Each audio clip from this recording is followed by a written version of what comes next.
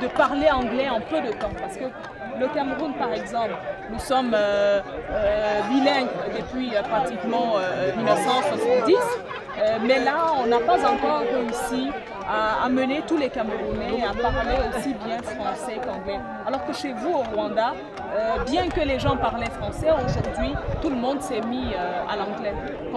Quel est le secret que vous avez utilisé? Il n'y a pas un autre secret comme tel, c'est la volonté politique. Donc, vous savez, le Rwanda est beaucoup plus orienté, je dirais, en affaires vers l'Afrique de l'Est. Donc, on fait beaucoup de business avec l'Ouganda, Tanzanie, Kenya. De ce côté-là, donc, on est beaucoup plus orienté. Et les gens, ils sont conscients quand même que le fait d'apprendre l'anglais, ça va beaucoup leur ouvrir beaucoup plus d'horizons que le français. Et vous savez bien, l'anglais, c'est la langue actuellement, c'est la langue du business, c'est la langue la plus parlée, je dirais, dans le monde. Si vous voulez une ouverture dans le monde, il faut apprendre l'anglais. Donc, avec ça, il y a la volonté politique, c'est-à-dire le fait comment dirais-je, d'importer les instructeurs, les enseignants qui viennent des pays voisins anglophones. Ça a beaucoup contribué à ce que le fait d'apprendre l'anglais a été très rapide. Mais est-ce que je peux poser une question aussi? Il y a le fait que Burundi, par exemple, Burundi est peut-être le seul pays francophone dans la communauté East African Community. Oui. Par exemple, quelles sont les relations entre le Rwanda? Parce que en lisant l'histoire, un petit peu de l'histoire de Rwanda, on voit que le Rwanda a ouvert le marché, surtout avec les pays anglophones comme le Kenya, l'Ouganda, la Tanzanie. Mais le Burundi, quelles sont les relations avec le Burundi?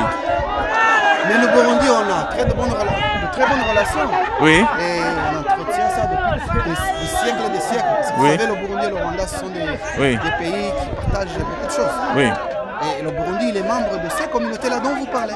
Oui. Il est membre de toutes ces communautés-là de l'Afrique de l'Est, oui. Au corridor du Nord. Le Burundi, il est membre. Oui. Moi, je pense qu'il n'y a aucun problème avec le Burundi. Aimable, je vais revenir sur la première question tout à l'heure. Est-ce que les médias ont joué une part de responsabilité dans le passage du français à l'anglais chez vous? Les médias en tant que tels, moi, je ne pense pas. Je ne pense pas, c'est juste pour les besoins, je dirais, nationaux que le Rwanda a adopté cette politique d'apprentissage de l'anglais, parce que le français n'a pas été du reste, parce que le français et l'anglais et le Kinyarwanda sont les trois langues officielles du Rwanda qui sont inscrites dans notre constitution. Voilà.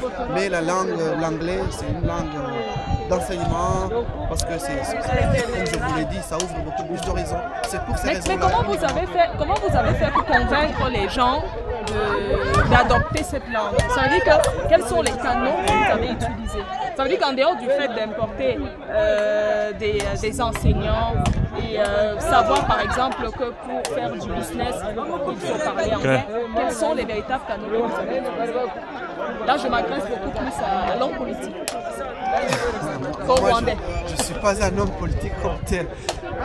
Je parle en tant que Rwandais. Mais de toute façon, c'était très facile parce que vous savez, tout le monde le sait.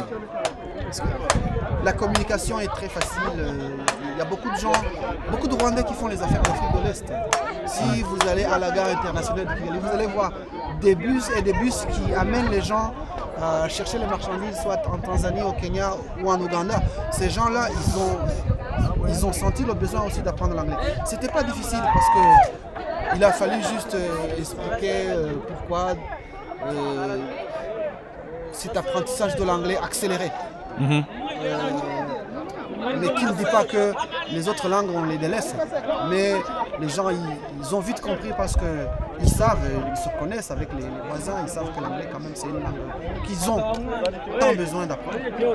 Maintenant, le Rwanda est membre du Commonwealth. Quels sont les bénéfices, par exemple, que vous obtenez d'être membre du Commonwealth?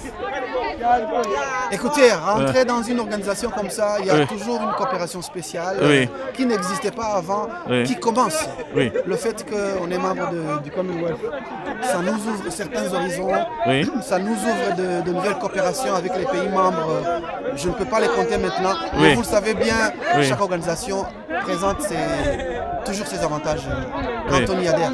Oui, c'est vrai, merci. Votre nom encore? Votre nom? C'est écrit ici, il va vous montrer comment ça s'écrit. Ok, merci beaucoup, merci. Merci. Et vous? Marie-Flore. Merci. Et vous? Monsieur Juste. Juste.